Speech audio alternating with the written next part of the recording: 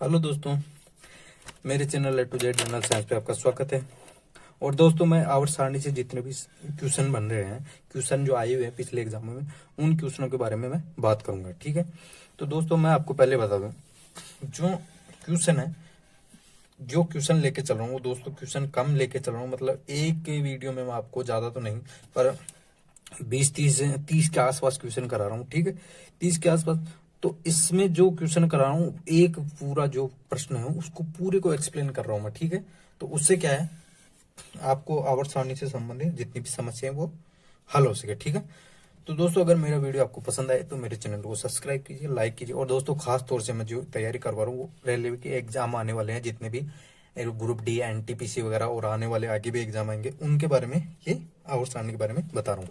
ठीक है, तो चलिए दोस्तों, क्वेश्चन नंबर 26 पे, एक इलेक्ट्रॉनिक विन्यास 286 है, ये है समूह है। अब दोस्तों ऐसे ऐसे क्वेश्चन पूछे गए हैं जिनके बारे में आप सोच नहीं सकते। जब तक आपको इलेक्ट्रॉनिक जो परमाणु संख्या है उसका पता नहीं होगा तो आप कुछ भी नहीं कर सकते। ठीक है, तो यहाँ देखिए जो दिया हुआ है ये 286 मतलब 16। तो 16 आपको पता होना चाहिए कि सल्फर का जो सल्फर है उसका परमाणु संख्या है, किसकी? सल्फर की। तो सल्फर की एस है वो 16 पे होता है सल्फर। ठीक है, तो वो कौन सा, मतलब पूछ रहा है समूह कौन सा है और आवर्त कौन सा है। तो दोस्तों आवर्त तो होगा ना, देखो समूह तो देखो आवर्त तो हो जाएगा तीसरा। ठीक है, तीसरे आवर्त में होता है। और समूह कौन सा हो जाएगा? 16। ठीक है, 16 नंबर पे। इससे ऊपर की बात करूं अगर होगा तो ऑक्सीजन होगा। तो इसमें जो तीसरा आवर्त होता है उसमें होता क्या है, सोडियम होता है, मैग्नीशियम होता है, एल्यूमिनियम से सिलिकॉन, फास्फोर, सल्फर और क्लोरीन, फिर होता है आर्गन। ठीक है, अगले अगले क्वेश्चन में चलते हैं। बड़े परमाणु वाले तत्वों से बने बंद होते हैं बहुत कमजोर। दोस्तों जितनी मतलब परमाणु में जितनी ज्यादा कक्षाएं होगी उतना ही क्या होता है, तत्व कमजोर होता है। ठीक है, जितनी कम कक्षा आएगी उतना ही ज्यादा क्या होता है, स्थायी रूप से मजबूत होता है। ठीक है, अगला क्वेश्चन देखिए, क्वेश्चन नंबर 28। तो क्वेश्चन नंबर 28 की बात करूं तो कॉपर जल मिश्रित HCl के साथ प्रक्रिया नहीं करता। जब कॉपर को, जब जल मिश्रित HCl होती है, मतलब जल के साथ HCl मतलब हाइड्रोक्लोरिक अम्ल मिलाया जाता है, तो कॉपर के साथ क्रिया नहीं करता है। अगर बात करूं कॉपर के जो परमाणु संख्या की, दोस्तों मैं साथ साथ इसलिए बता रहा हूँ जो संख्या है कि आपको याद हो उसके, क्योंकि ऐसे क्वेश्चन बहुत सारे क्वेश्चन पूछे गए जो परमाणु संख्या पर आधारित है। ठीक है, जैसे पहला क्वेश्चन ही जो परमाणु संख्या पर आधारित था, बहुत सारे क्वेश्चन पूछे गए ऐसे। तो इसकी होती है दोस्तों 29। कॉपर की परमाणु संख्या कितनी थी? 29। अगला क्वेश्चन देखिए, कौन सा मिश्रण कम प्रतिक्रिया करने वाला है? ठीक है, तो दोस्तों प्रोपेन। ठीक है, ऐसा कौन सा मिश्रण है जो कम प्रतिक्रिया करना? अच्छा एक बात मैं आपको ये बताऊं, प्रोपेन वो क्या, कौन सा हाइड्रोकार्बन है? वो है दोस्तों संतृप्त। कौन सा? संतृप्त हाइड्रोकार्बन है। तो संतृप्त हाइड्रोकार्बन है। ठीक है, इसका मैंने वीडियो बनाया है एक, जो प्रोपेन, एल्केन, एल्काइन जो भी है उसको पूरा समझाया कि संतृप्त कौन से होते हैं, असंतृप्त कौन से, और इनके जो ब्यूटेन, ब्यूटेन जितने भी होते हैं, मेथेन, एथेन, जिनके भी सूत्र बनते हैं, वो पूरा एक वीडियो बनाया मैंने उसमें। ठीक है, तो आप उसमें देख लेना। तो जो भी प्रोपेन से, जो एल्केन से जितने भी सूत्र बनेंगे, जो बनेंगे तत्व, वो क्या होंगे, सभी संतृप्त हो गए। एल्केन से बनने वाले जितने भी तत्व होंगे वो क्या होंगे, असंतृप्त होंगे। संतृप्त और असंतृप्त के बारे में बात करूं तो दोस्तों संतृप्त वो होंगे जो एकल बॉन्ड, मतलब एक कार्बन मिलकर एकल बॉन्ड बनाएगा। ठीक है, और असंतृप्त कौन से होंगे, जो एक कार्बन मिलकर द्विबंध या त्रिबंध बनाए। ठीक है, वो कौन से असंतृप्त कार्बन होंगे। ठीक, मतलब हाइड्रोकार्बन होंगे। ठीक है, अगला क्वेश्चन दिया। अच्छा प्रोपेन की बात करूं तो मैथ एथ प्रोप, तो C3H8 इसका सूत्र हो जाएगा। ठीक है, अगला देखिए, सोडियम कार्बोनेट का रासायनिक सूत्र। तो दोस्तों सोडियम कार्बोनेट का रासायनिक सूत्र क्या होता है, Na2CO3। और इसमें पूछ ले, अगर जल पूछ ले, क्या पूछा हुआ है कि जल के अणु कितने होंगे, तो 10H2O। तो जल के अणु कितने होते हैं, 10 जल के अणु होते हैं। अगला क्वेश्चन देखिए, नाइट्रोजन गैस का उपयोग चिप्स के ऑक्सीकृत होने से रोकने के लिए किया जाता है। तो दोस्तों जो चिप्स वगैरह जो आती हैं, जैसे कुरकुरे वगैरह, जो भी चिप्स वगैरह, नमकीन की वगैरह कुछ की थैली आती है, तो उसमें जो गैस भरी जाती है वो कौन सी गैस होती है, तो दोस्तों नाइट्रोजन होती है। जिससे क्या होता है, मतलब ऑक्सीकृत नहीं होते। ठीक है, मतलब खराब नहीं होती उसमें चीज। ठीक है, अगला क्वेश्चन देखिए, मेंडलीव की आवर्त सारणी 1872 के दौरान एक जर्मन पत्रिका में प्रकाशित हुई। ठीक, मेंडलीव की आवर्त सारणी दी। मेंडलीव की आवर्त सारणी के बारे में बात करूं तो दोस्तों मेंडलीव ने जो आवर्त सारणी दी थी वो परमाणु भारों के बढ़ते क्रम में या परमाणु द्रव्यमान के बढ़ते क्रम में थी, ठीक है। परमाणु भार या परमाणु द्रव्यमान के बढ़ते क्रम में थी, ठीक है, ठीक है। अगला क्वेश्चन देखिए, और जो 1872 है उसमें एक जर्मन पत्रिका में प्रकाशित हुई थी, ठीक है। अच्छा एक बात और करूँ, जो मेंडलीव था उसके समय जो तत्वों की खोज थी वो कितनी थी, 63, ठीक है। आगे चलिए, डाल्टन का सिद्धांत किस नियम पर आधारित है। दोस्तों डाल्टन का सिद्धांत है वो रासायनिक संयोजन पर आधारित है, ठीक है। अगला क्वेश्चन देखिए, चीनी लवण का रासायनिक नाम क्या है जिसका उपयोग चीनी व्यंजन तैयार करने में हम करते हैं। मतलब जो चीनी के जो साल्ट वगैरह मिलाते हैं चीनी में कौन से पदार्थ होते हैं जिनसे हम जो चीनी बनाते हैं उसमें, तो क्या काम में लिया जाता है, तो मोनोसोडियम ग्लूटामेट, ठीक है। अगला क्वेश्चन देखिए, परमाणु बलों के सिद्धांत की खोज किसने की। तो दोस्तों परमाणु बलों के सिद्धांत की खोज हिडेकी हुआका ने की। किसने, हिडेकी हुआका। अगला क्वेश्चन दिया, मेंडलीव की आवर्त सारणी में तालिका CO निकल से पहले दिखाई देता है, ठीक है। CO निकल से पहले दिखाई देता है। यहां मैं बात बताता हूँ, जो न्यूलैंड का अष्टक नियम था उसने क्या किया था, जो फेरस था, फेरस बोले तो लोहा, और लोहे का जो परमाणु क्रमांक होता है वो कितना होता है, फेरस का होता है दोस्तों 26, कितना, 26। तो इनमें क्या समानता थी, क्या, जो कोबाल्ट और निकल होता है, ठीक है। कोबाल्ट की मैं भी बता दूं, जैसे 26 होती है तो कोबाल्ट की होगी 27 और निकल की होगी 28, परमाणु संख्या 26, 27, 28 होगी। तो न्यूलैंड ने क्या किया था, जो फेरस को अलग रख दिया और कोबाल्ट निकल को एक जगह रखा था, ठीक है। इसलिए मतलब न्यूलैंड की जो एक कमी है, और ये क्वेश्चन आया हुआ भी है अभी एग्जामों में, लेटेस्ट एग्जामों में आया है, ठीक है, कि न्यूलैंड ने कौन सी मतलब जो फिर कोबाल्ट और निकल से दूर रखा, क्योंकि इनके जो गुण है वो मिलते जुलते गुण है, कोबाल्ट, निकल और लोहे के, ठीक है। तो अगला क्वेश्चन चलते हैं, फेरस, जो फेरम सल्फेट है, फेरम सल्फेट क्रिस्टल का रासायनिक सूत्र। फेरम सल्फेट या फेरस सल्फेट बोल सकते हैं, ठीक है, फेरम या फेरस सल्फेट, ठीक है, यहाँ फेरस कर लो, फेरस सल्फेट। तो फेरस सल्फेट का FeSO4 7H2। अब दोस्तों यहाँ ये पूछ सकते हैं, फेरस सल्फेट में जो रासायनिक सूत्र होता है उसमें जल के कितने अणु होते हैं, तो दोस्तों यहाँ जल के कितने अणु, 7 अणु जल के हैं, ठीक है। और जो SO4 होता है वो सल्फेट देता है, मतलब SO4 जिसके पीछे लगता है वो सल्फेट को दर्शाता है अधिकतर, ठीक है। और मैं आपको जैसे सूत्र वगैरह बनाते हैं वो भी बता दूंगा, कैसे सूत्र बनाते हैं, कैसे के क्या होना, ठीक है। तो अगला क्वेश्चन देखिए, असंतृप्त हाइड्रोकार्बन उत्प्रेरक की उपस्थिति में हाइड्रोजन जोड़ते हैं, जैसे निकल और पैलेडियम, ठीक है, निकल और पैलेडियम। तो निकल की अगर दोस्तों बात करें, निकल की परमाणु संख्या की बात करें तो कितनी है, निकल की परमाणु संख्या ऊपर अपनी याद देगा 28 है, ठीक है। कोबाल्ट की 27 है, फेरस की सल्फेट है, ठीक है, यहाँ तक हो जाएगा। और दोस्तों इतना अगला देखिए, कौन सी अक्रिय गैस को आवर्त 5 में रखा गया है। अब मेरी बात सुनिए, अक्रिय गैस क्या होती है, ठीक है, हर वीडियो में मैं बार बार बता रहा हूँ, अक्रिय गैसों से भी बहुत सारे क्वेश्चन बनाए गए हैं, ठीक है। ऐसे ऑप्शन दे के पूछ लिया कौन सी अक्रिय, तीन गैस अक्रिय है, और एक गैस ऐसी दे दी कि ये इनमें से कौन सी अक्रिय गैस नहीं है, एक गैस, ठीक है। तो आपको अक्रिय गैसों के बारे में पता होना जरूरी है, ठीक है। तो अक्रिय गैसें को और क्या क्या बोलते हैं, पहली बात तो देखो, शून्य वर्ग बोलते हैं 18वें। अक्रिय गैसें कौन से वर्ग में होती हैं या कौन से समूह में होती है, वर्ग और समूह, ठीक है, एक ही है। तो 18वें वर्ग में क्या होती है, अक्रिय गैसें होती हैं, ठीक है। इसको शून्य वर्ग भी बोलते हैं, ठीक है, शून्य वर्ग भी बोलते हैं इसको नोबल गैसें भी बोलते हैं, क्या, नोबल गैसें बोलते हैं, अक्रिय गैसें भी बोलते हैं, ठीक है, हो गया यहाँ तक। अब जो 18वां वर्ग उसमें जो भी गैसें होगी वो क्या होगी, अक्रिय गैसें होगी, या शून्य वर्ग की गैसें या नोबल गैसें होगी, ठीक है। इनमें क्या होता है, जो इलेक्ट्रॉन कक्षा पूर्ण रूप से इनकी भरी हुई होती है, ठीक है, यहाँ तक समझ में आ गया।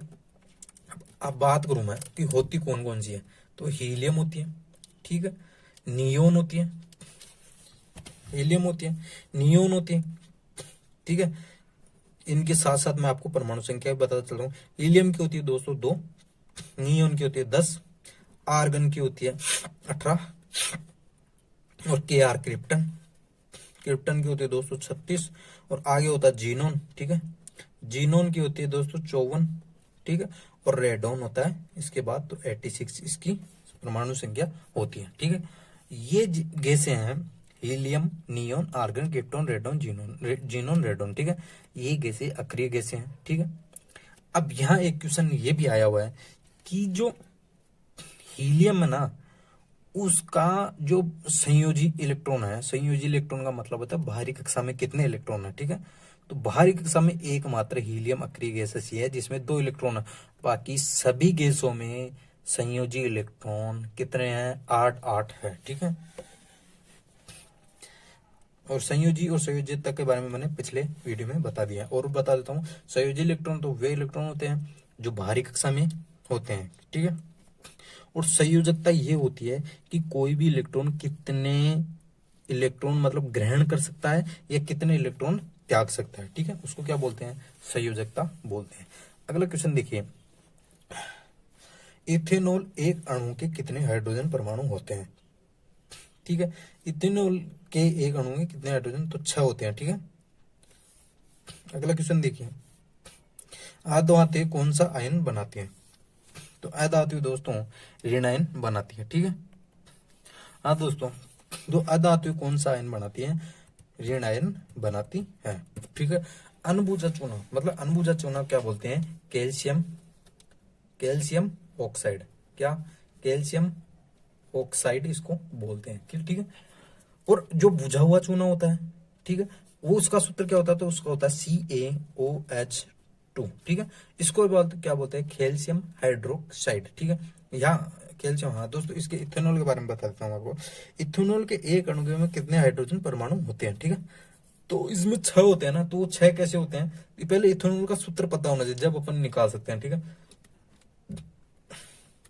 ये इथेनॉल का क्या होता है? सूत्र होता है। तो यहाँ देखिए 5 और 6, ठीक है। इथेनॉल के जो हाइड्रोजन है उसके कितने अणु हुए? 5 और 6 अणु, ठीक है। 5 यहाँ एक अणु, यह हो गया 6 हो गया, ठीक है। तो दोस्तों जो आधुनिक आवर्त सारणी पढ़ा रहा हूँ, यहाँ एक्सप्लेन करने का मतलब यही है कि आप आधुनिक आवर्त सारणी से जितने भी, क्योंकि आधुनिक आवर्त सारणी जितनी पूरी साइंस में ऐसे पढ़ाने वाला हूँ, ठीक है। तो जितने भी क्वेश्चन आ जाए आप कहीं भी चूको नहीं, पूरे क्वेश्चन आपको आराम से हो जाए, ठीक है। अगला क्वेश्चन देखिए, आधुनिक आवर्त सारणी में कौन कौन से आवर्त 2 उपधातु है? दोस्तों जो आवर्त, अब देखो ऐसे ऐसे क्वेश्चन बना रहे, जब तक आवर्त सारणी आपको पता नहीं होगी तो आप कुछ भी नहीं कर सकते, ठीक है। आधुनिक आवर्त सारणी में कौन कौन से आवर्त में 2 उपधातु है? तो ये चौथा आवर्त और 5वां आवर्त है, उसमें क्या है? 2 उपधातु है, ठीक है। तो मैं बात करूंगा चौथे आवर्त की, तो चौथे आवर्त में कौन सी है दोस्तों? एक तो है जर्मेनियम, ठीक है। एक है आर्सेनिक, ठीक है, जो ऊपर मैं बता चुका और बता देता हूँ। जर्मेनियम है, ठीक है, और एक है आर्सेनिक, ठीक है। जर्मेनियम की बात करूं तो जर्मेनियम का जो परमाणु जो संख्या होती है वो 32 और आर्सेनिक की होते हैं 33। ये तो हो गया 7वें आवर्त में होते हैं, ठीक है। 5वें आवर्त में कौन से होते हैं? तो 5वें आवर्त में होते हैं एंटीमनी, क्या?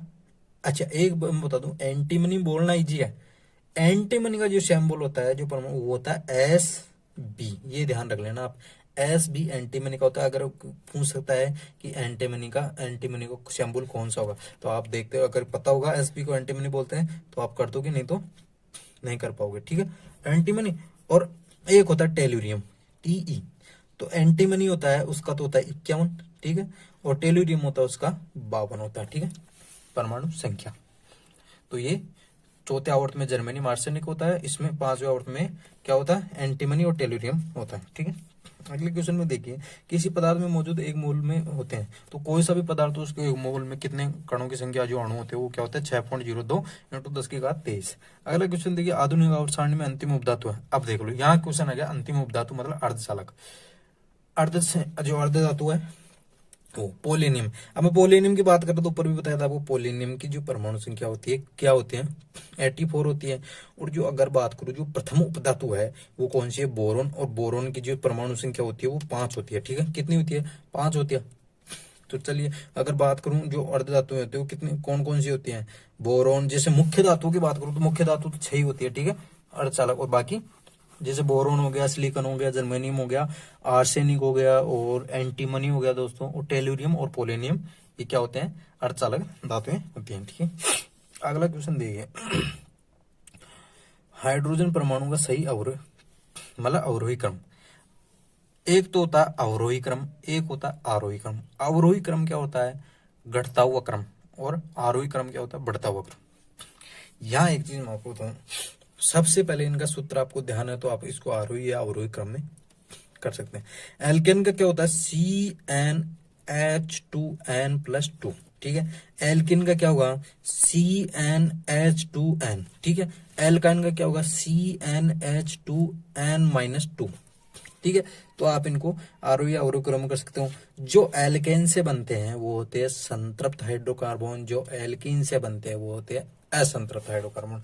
इसका मैंने एक वीडियो भी बनाया है दोस्तों, वो देख लेना, आपको सब कुछ समझ में आ जाएगा। तो चलते हैं अगले क्वेश्चन पे। कौन से तत्व की खोज बाद में और इसे इक्का सिलिकन, तो जर्मेनियम ऐसा तत्व है जिसको इक्का सिलिकन के रूप में जाना जाता है। और जर्मेनियम की परमाणु संख्या कितनी होती है, तो वो होती है 32, ठीक है। COOH, ठीक है। में कौन सा क्रियात्मक समूह है, कार्बोक्सिलिक अम्ल, ठीक है। अगला क्वेश्चन देखिए, CaO, मतलब CO कौन सा गया, अब ऊपर ही तो बताया भाई। तो ये अनबुझा चूना या कैल्शियम ऑक्साइड इसको बोलते हैं, क्या, कैल्शियम ऑक्साइड बोलते हैं या अनबुझा चूना बोलते हैं, ठीक है। बुझे हुए चूने को क्या बोलते हैं, CaOH2, कैल्शियम हाइड्रोक्साइड, ठीक है। अगला देखिए, पानी के साथ क्रिया पर ये करता है, ठीक है। अगला देखिए, लाइकेन प्लांट, लाइकेन प्लांट किस डिवीजन से संबंधित है, तो लाइकेन होते हैं, अच्छा लाइकेन बनते किन से, पहली बात होती है। चल थोड़ी सी और मैं डिटेल में बताता हूँ।